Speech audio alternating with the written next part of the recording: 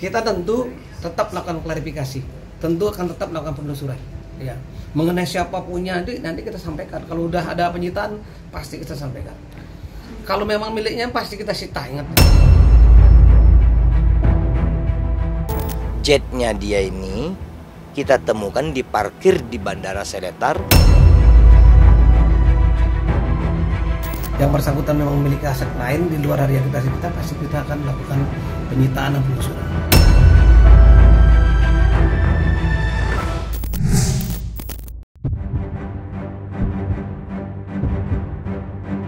Terseretnya nama Harvey Mois, suami aktris papan atas Sandra Dewi, dalam pusaran kasus mega korupsi PT Timah yang digadang-gadang berpotensi merugikan negara hingga mencapai 271 triliun rupiah, masih menjadi perbincangan hangat di tengah masyarakat. Dan belum lama ini, 2 mobil mewah milik Sandra Dewi yang merupakan hadiah dari Harvey Mois telah disita oleh Kejaksaan Agung. Dari situ muncul pertanyaan yang mengemuka di ruang publik. Mengapa Kejaksaan Agung tidak menyita jet pribadi Harvey Mois? Meski dalam berbagai kesempatan, Harvey Mois mengaku jika jet pribadinya tersebut merupakan hadiah untuk anak sulungnya. Padahal, jika dibandingkan dengan harga 2 mobil mewah yang disita pihak Kejaksaan Agung, maka harga pesawat jet pribadi Harvey Mois jauh lebih mahal. Sementara Kapus Penkum Kejaksaan Agung Republik Indonesia, Ketut Sumedana, di kantornya menjelaskan jika penyidik memperpanjang masa tahanan Harvey Mois hingga 40 hari ke depan. Lantas, kenapa Kejaksaan Agung belum menyita pesawat jet pribadi Harvey Mois?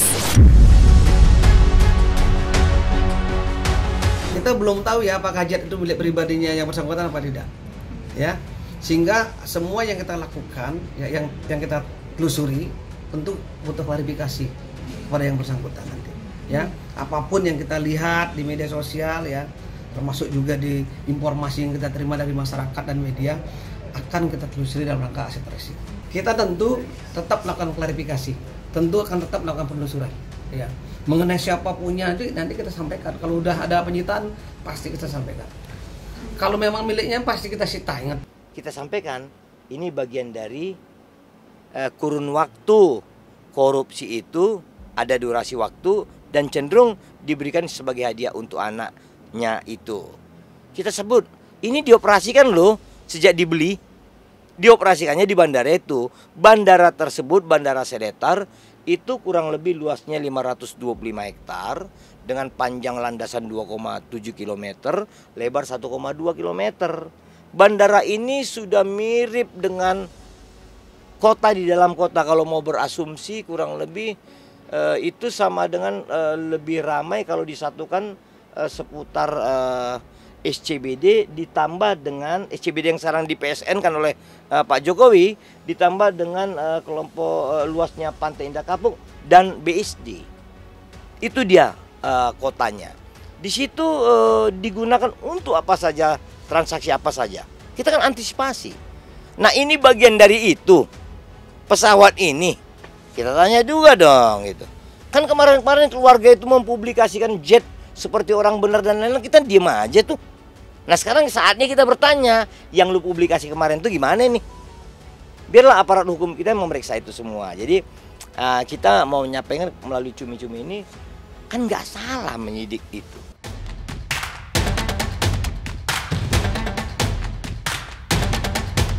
Misteri keberadaan jet pribadi Harvey Mois sampai kini masih menjadi teka-teki. Dalam berbagai percakapan di media sosial, tidak sedikit yang menyebut jika pesawat jet pribadi yang dibeli dengan kisaran 500 miliar rupiah disembunyikan di negara Singapura, tepatnya terparkir di Bandara Seletar. Jika informasi tersebut benar adanya, publik menunggu langkah apa yang akan ditempuh Kejaksaan Agung. Kita masih cek semua, ya, yang terkait dengan tadi yang namanya TPPU, pasti kita lakukan penelusuran aset. Kalau sudah ada penerapan pasal-pasal TPPU pasal 345 Undang-Undang TPPU, pasti kita lakukan penelusuran aset sekali lagi. Jetnya dia ini kita temukan diparkir di Bandara Seletar dan beraktivitas di bandara itu. Toh bandaranya ada. Bandara itu kurang lebih 20 km dari Changi. Bandara itu memang spesial untuk pesawat jet pribadi atau private atau penggunaan pesawat di luar pesawat komersial. Begitu. Belum ada pernyataan resmi. Kalau ada nanti kita sampaikan. Oke. Kita umumkan. Ini saya tegaskan ya sekali lagi ya. Itu banyak sekali juga informasi yang saya dengar dan bahkan yang menanyakan kepada kami. Itu adalah rumor. Ya. Belum sampai ke takut dan penyidik belum menyampaikan hal seperti itu kepada kami. Belum ada informasi seperti itu. Ya. Jadi belum ada informasi terkait dengan orang artis tadi ya. Jadi saya tegaskan itu hanya rumor.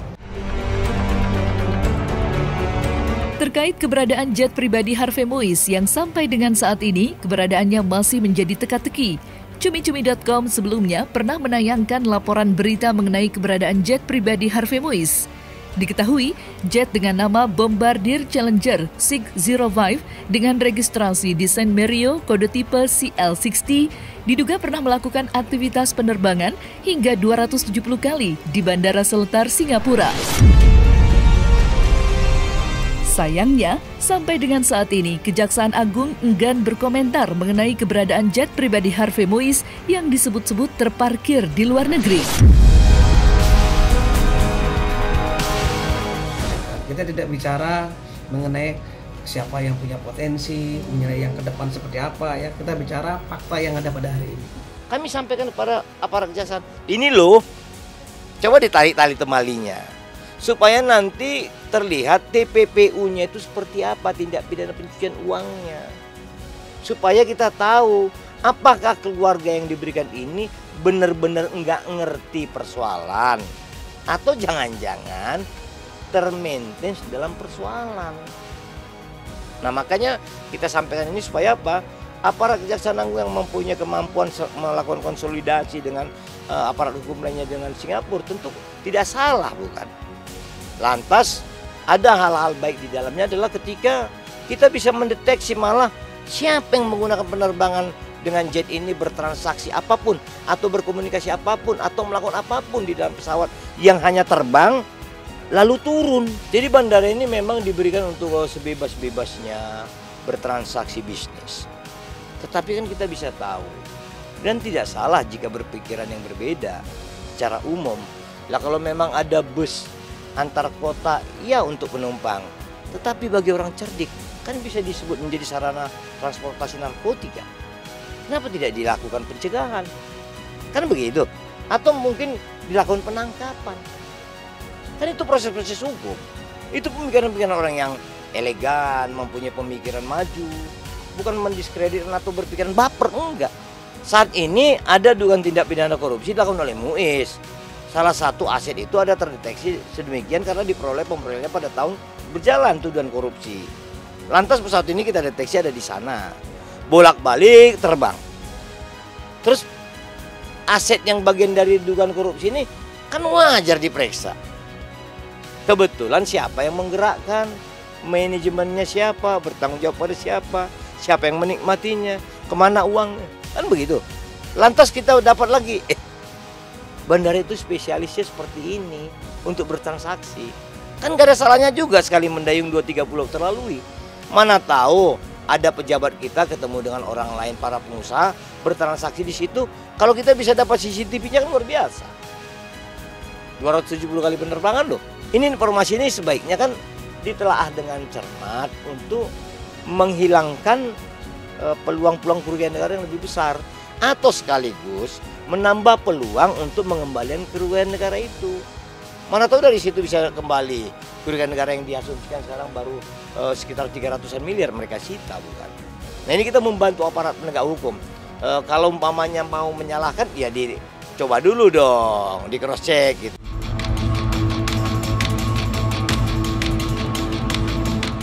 Bandara Seletar memang terdengar asing di telinga masyarakat. Namun siapa sangka jika bandara yang terletak di wilayah timur laut negara Singapura, kurang lebih 20 km dari Bandara Changi, merupakan tempat para konglomerat dari berbagai negara Asia, terutama mereka yang tersandung skandal kasus pidana korupsi atau penggelapan uang. Maka, Bandara Seletar bisa dikatakan tempat paling aman bagi mereka yang ingin menyembunyikan tindakan kejahatannya. Ternyata itu adalah suatu fakta. Bandara Seletar itu ada, lalu digunakan atau difungsikan untuk hal-hal yang tidak lazim itu ada. Nah, kita bukan mau menyebut ini bullshit, ini bukan nothing. Tetapi kan sudah begitu publik media Indonesia membahasnya, ternyata demikian kondisi bandara itu sangat menjanjikan untuk orang-orang yang ingin berbuat jahat gitu ya, ingin mencuci uang, merahasiakan sesuatu apa yang dikehendakinya gitu. Berkaca dari kasus mega korupsi yang terjadi di Malaysia yang melibatkan miliarder bernama Jolo, Komisi Anti Korupsi Malaysia sempat memasukkan jet pribadi miliknya ke dalam daftar aset Jolo yang disita. Pasalnya, pesawat yang dibanderol Jolo dengan harga 35,4 US dollar atau setara dengan 510 miliar rupiah itu diduga berasal dari uang pendanaan mega proyek 1 MDB Malaysia senilai 700 juta US dollar atau setara dengan 12 triliun. Namun, otoritas anti korupsi Malaysia dipaksa berpikir 2 kali sebelum menyita jet pribadi Jolo. Sebab biaya parkir untuk jet pribadi di Bandara Seletar tidaklah murah. Sedikitnya, uang yang harus dikeluarkan untuk 1 bulan mencapai 1,1 juta dolar Singapura atau setara dengan 9,9 miliar rupiah. Sedangkan pesawat itu sudah diparkir di sana selama 18 bulan. Nah, itu dia yang kasusnya Perdana Menteri Malaysia itu kan, yang 1 dolar, 1 DM ringgit dolar itu kan. Kasusnya kan ternyata diumpetin di sana aset-aset itu. Nah, jadi kita jangan mau terlambat karena Malaysia yang negara lebih kecil dari kita pernah bisa membuktikan hasil kejahatan korupsi di negaranya diumpetin di Seletar kan. Nah, kita cepat sekarang belajar dari kasus itu juga agar Kejaksaan Agung tidak keduluan. Nanti kan malu kalau ada pertemuan Kejaksaan Agung Malaysia dengan Kejaksaan Agung Indonesia tetapi Kejaksaan Agung Malaysia lebih gagah dan lebih pintar. Kita malu kan.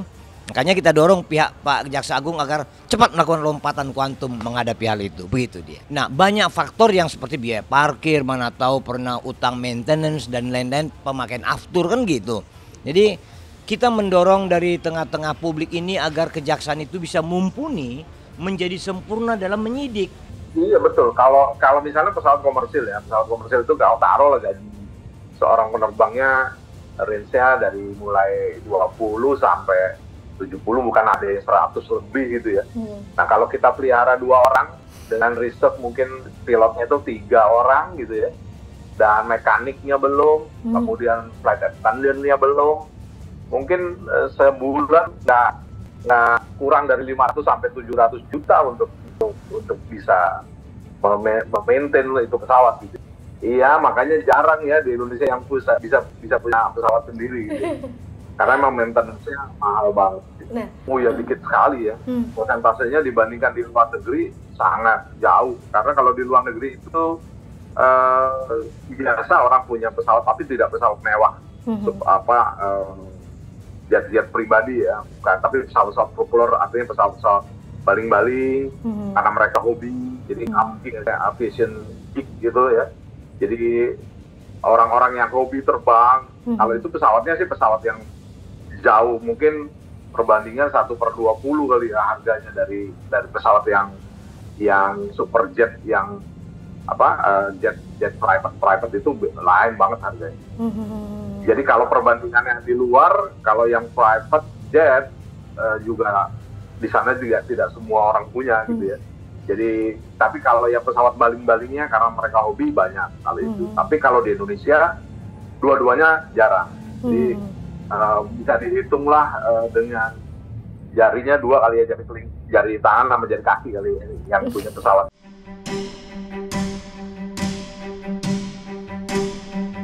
Kini publik menunggu gebrakan Kejaksaan Agung setelah libur panjang Idul Fitri.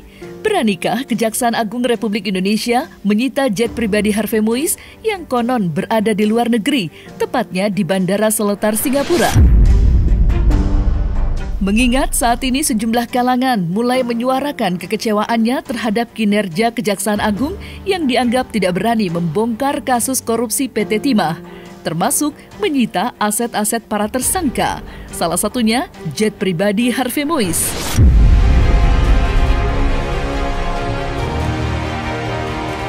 Ini kan perlu proses ya, perlu proses pemberkasan, proses tadi ya, pemanggilan saksi, ahli, ya, termasuk juga penelusuran aset. Ini kan butuh waktu yang cukup lama, jadi sabar aja. Yang bersangkutan memang memiliki aset lain di luar dari identitas kita, pasti kita akan melakukan penyitaan dan penelusuran.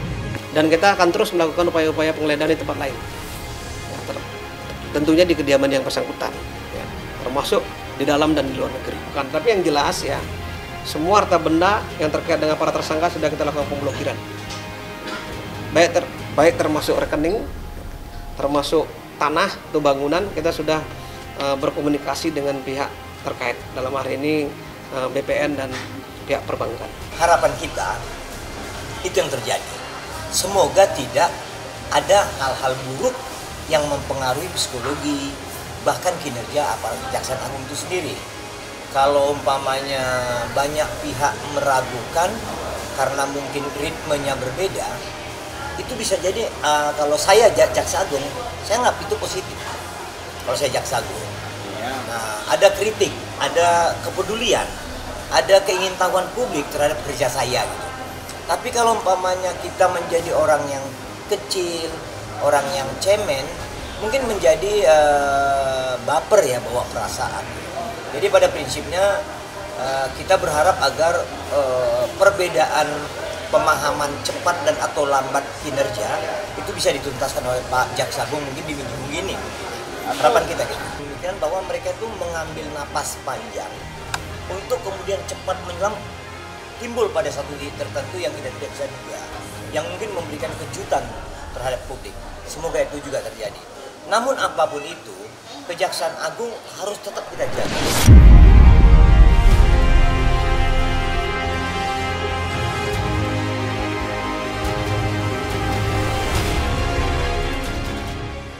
Nah, selesai sudah Cumi Lovers, saksikan terus Cumi Camp In-Depth.